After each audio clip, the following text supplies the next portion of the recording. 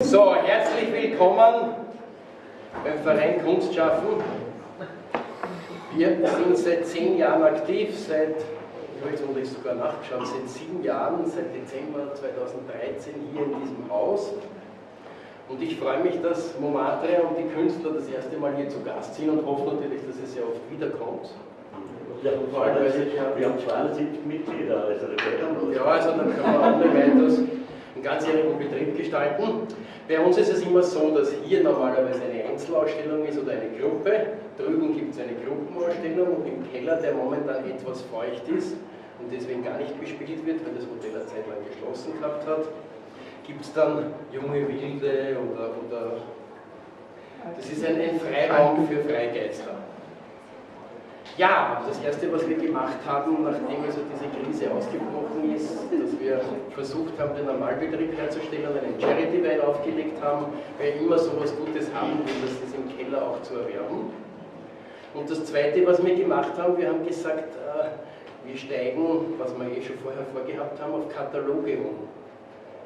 Das heißt, ich habe viele Künstler, die auch heute nicht herkommen und nicht da sind, die können im Katalog vertreten sein und bringen das Bild halt vorbei an der Rezeption oder schicken sogar mit der Post und sind dadurch auch präsent.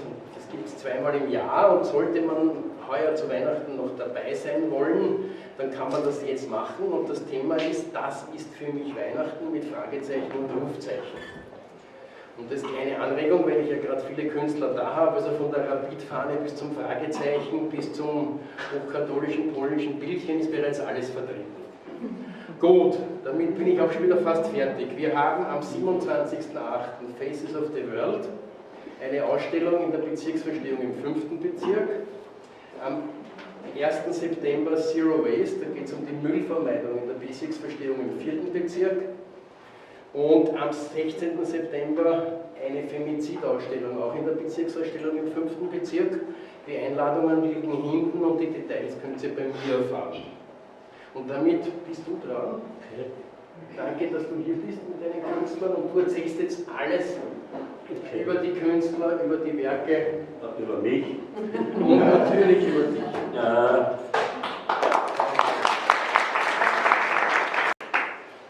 Liebe Künstlerinnen, lieber Kurt Veranstalter, auch Dank für die Chance, dass wir hier machen können. Liebes Publikum, Sie können sich gar nicht vorstellen, wie froh ich bin, dass ich hier stehen kann. Also ich bin ja eigentlich Theatermacher, aber seit Januar 2020 bin ich auch Ausstellungsmacher und ich glaube, ich habe mir den richtigen Termin ausgesucht. Die erste geplante Ausstellung im März in Udine musste verschoben werden auf November. Und eine Einladung im Mai nach Lissabon, das jetzt im September sein soll, muss ich leider absagen, weil ich mir nicht leisten kann, nach Portugal in Quarantäne zu gehen. Das hier ist die 3. Ausstellung in Corona-Zeit. Das war anders geplant. Eigentlich sollten heute ukrainische Künstlerinnen hier sein. Und man hat mir bedeutet, dass es vielleicht nicht so eine gute Idee wäre, weil denen ja auch, abgesehen davon, dass es vielleicht gar keinen Flug aus der Ukraine hergibt, Quarantäne drohte. Vor einem Monat habe ich diese Ausstellung Ukraine Goes Vienna abgesagt, oder besser gesagt auf 2021 verschoben, und dann stand ich da. Der Kurt hatte das Brautbett schon vorbereitet, nur ich war ohne Frau. Zum Glück, eine Dame hat mir heute gesagt, du hast aber viele gute Freunde. Und das habe ich da genickt. Na, zum Glück habe ich viele gute Freunde. In dem Fall Freundinnen, Künstlerinnen. Hunderte Leute. Du würdest dich wundern. 8 davon habe ich mir ausgesucht für die heutige Ausstellung. Das ging improvisierterweise, aber relativ rasch. Ich werde jetzt jede aufrufen und zu mir bitten und ein bisschen die Dankesschuld abstatten. Also die erste, ich mache es alphabetisch, damit niemand glaubt, das ist das erste Konkubinat. Das erste ist die Lise Deutsch. Lise, komm bitte zu mir.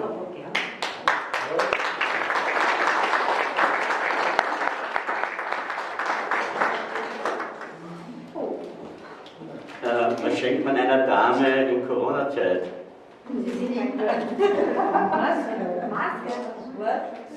Maske oder was? Nein, Seife. Die Seife, damit ihr es wisst, heißt Karma. Lise, für Sie. Die Lise hängt hier. Ich kenne sie jetzt schon, ich glaube 4 Jahre kenne ich die. Ich bin immer wieder erstaunt über die Kraft einer Farben. Das muss das pannonische Blut sein. Ja. Und was ich bewundernswert finde, ist, dass sie das Thema, also es ging, das heißt Kunst in Corona-Zeit. Das sollte aber nicht bedeuten, dass es um Corona geht, sondern einfach darum, was tut man in dieser Zeit, was macht man als Künstler oder Künstlerin. Und die Lise hat sich das Schwerste, meines Erachtens Schwerste, ausgesucht, nämlich sie hat das Thema Corona selber zum Gegenstand der Kunstwerke gemacht. Also das heißt, der Zyklus heißt Pandemie und er handelt von psychischen Zuständen oder von Emotionalitäten, die in dieser schwierigen Zeit auftreten. Und das finde ich einfach wirklich außerordentlich, weil so ein Thema, das kann man ganz schön an den Zahn setzen, künstlerisch. Also ich gratuliere dir dazu, dass du den Mut hattest, das zu machen. Und vielen Dank, dass ich dabei bin. Ja, gerne.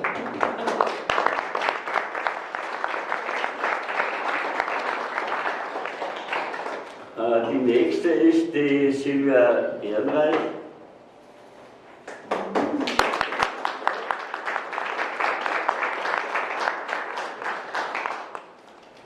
Kriegt jede dasselbe, keine Frage. Man muss sich mit Karma waschen, das ist einfach notwendig. Die Silvia kenne ich auch schon relativ lange, aber wir sind uns irgendwie immer, wir sind nie richtig zusammengekommen und ich bin recht froh, dass du diesmal dabei bist. Sie hat ganz was anderes gemacht. Sie eigentlich fast unbeeindruckt, für mich unbeeindruckt von Corona, hat sie einfach ihre Sache durchgezogen. Diese Bilder, die alle mit Bewegung und mit Tanz und mit Schwingungen zu tun haben, das finde ich eigentlich, ja, ich muss sagen, gut ab, dass du das so durchziehst und kann nur sagen, einfach. Ein Künstler muss schon so seinen Weg gehen, egal ob der Himmel einem auf den Kopf fällt, wie der Asterix sagt, oder ob von unten die Flut kommt, das ist wurscht. Ein Künstler hat die Aufgabe, das zu behaupten, woran er glaubt und wovon er überzeugt ist, und das ist einfach wichtig. Danke. Alles Gute. Danke.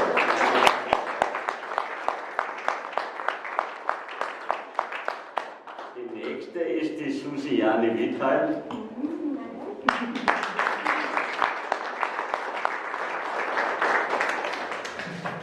Die Susi heißt den Künstlernamen Sujavi. Richtig ist, da kriegst du auch ein Karma von mir. Die Susi ist im Nebenraum, und zwar ist vorhin gewohnt. Der strenge Karma.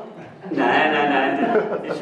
Die Susi malt nackte Frauen und das ist der Frühstücksraum und das ist natürlich nicht opportun, nackte Frauen im Frühstücksraum aufzuhängen. Also insofern mussten wir sie sozusagen entsorgen. Ich finde auch genial, dass du einfach völlig, egal was ist, deine Sachen da durchziehst. Das ist einfach großartig.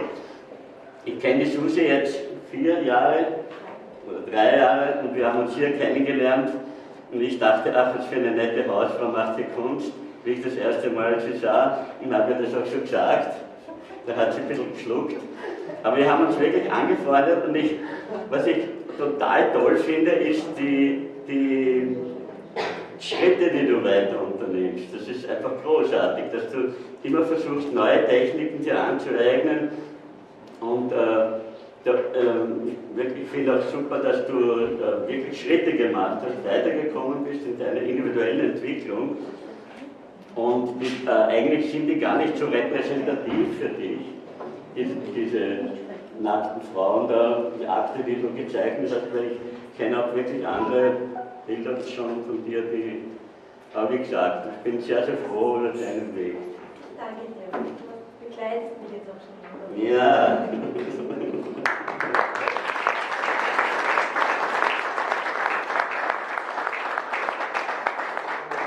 So, jetzt kommt ein spezieller Liebling von mir, Dalila Mudura.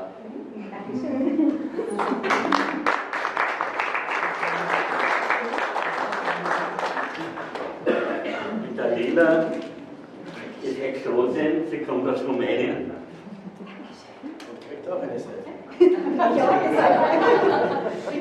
Und wir kennen uns noch gar nicht so lange und sie hat aber, also was ich sofort bestechend fand, diese Porträts, die sie malte. Diese meistens Frauengesichter, sie hängt da ganz hinten, die alle so einen für mich orientalischen Touch haben. Also das ist nicht so mitteleuropäische Zeichenkunst oder Malkunst, das ist, ja, für mich hat es was orientalisch-ornamentales. Wir haben schon einiges gemeinsam erlebt in den, ja, zum Beispiel, ja, oder andere Sachen. Also, sie ist jetzt frisch gebackene Magistra Artis, was ja auch nicht das heißt, sie hat auch ein gewisses Beharrungsvermögen in ihrem künstlerischen Tun und da kann man sie nur sagen, du weiter, der Weg ist lang und hart, aber es lohnt sich. Dankeschön, Dankeschön.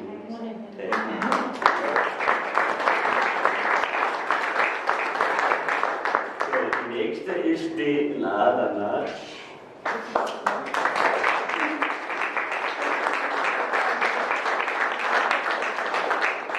Ich habe es schon gesagt, ja, das will ich eine Seite. Ich habe es schon gesagt, aber ich wiederhole es auch öffentlich, damit es hört. Also am meisten freue ich mich auf deine Entwicklung, wirklich. Also die Nada hat diese großflächigen Bilder hier am Eingang und auf der Seite gemacht. Und also ich kann nur sagen, Hut ab. Dann haben wir uns das erste Mal getroffen in Tagran damals, ja, ich erinnere mich noch. Und ich habe nur den Kopf geschüttelt und habe gedacht, Mann, was will die Frau? Aber, also nein, also ich kann nur den Hut ziehen vor dir, also wirklich wahr. Ich weiß, was das heißt. Ich habe gestern mit dem Kurt diese Bilder übergehängt, habe ich die Stellen, weil sie unsere Schultern ruiniert haben, das zu heben.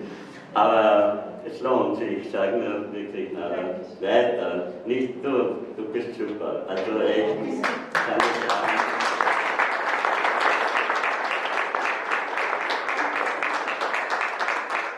So, den habe ich noch unter meinem Lied. Das nächste ist, glaube ich, Svetlana Revic.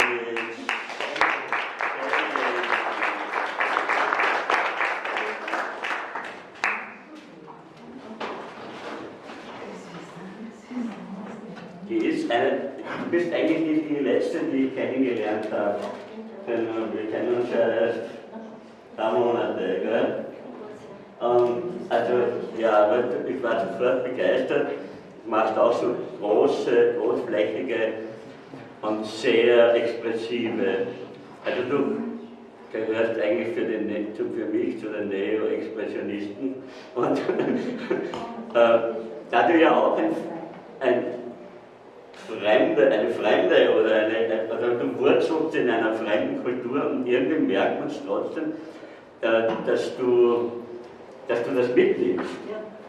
Und das finde ich so großartig, weil Wien ist genau der Platz, wo das zusammenkommt und wo auch über die Kraft des Fremden vermischt mit dem Hiesigen etwas Neues entsteht. Und das ist, was mich so beeindruckt an deinen Platten. Wir machen weiter, gell? Oder?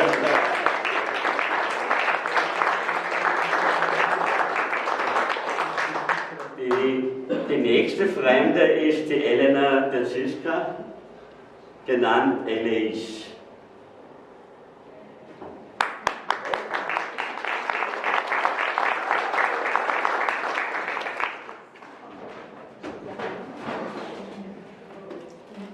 Elena, wir kennen uns am längsten von allen. Ja. Du hast mich vor 4 Jahren gefragt, ob ich eine Laudatio für dich halte in Synedok. Und ich habe gesagt, ich habe keine Zeit. Nur jetzt hast du die Chance, dass ich eine Laudatio für dich halte.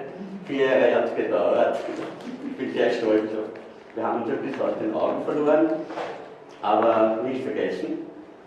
Und ja, also was du machst, das ist ja, man sieht es ja, hat viel zu tun mit den 2 Seiten einer Persönlichkeit oder mit dem hinter einem Seienden, dessen Vordergrund man schwer als Hintergrund nicht ansehen kann. Ja, so. Du bist jetzt wieder in Werke, jetzt nach deiner Mutterschaft, bist jetzt wieder am Malen. Das ist schön, das freut mich sehr, dass du weitermachst. Gell? Danke dir. Ja. Die Laudatio wird noch nachgeholt, das weiß ich noch nicht. Das freut mich.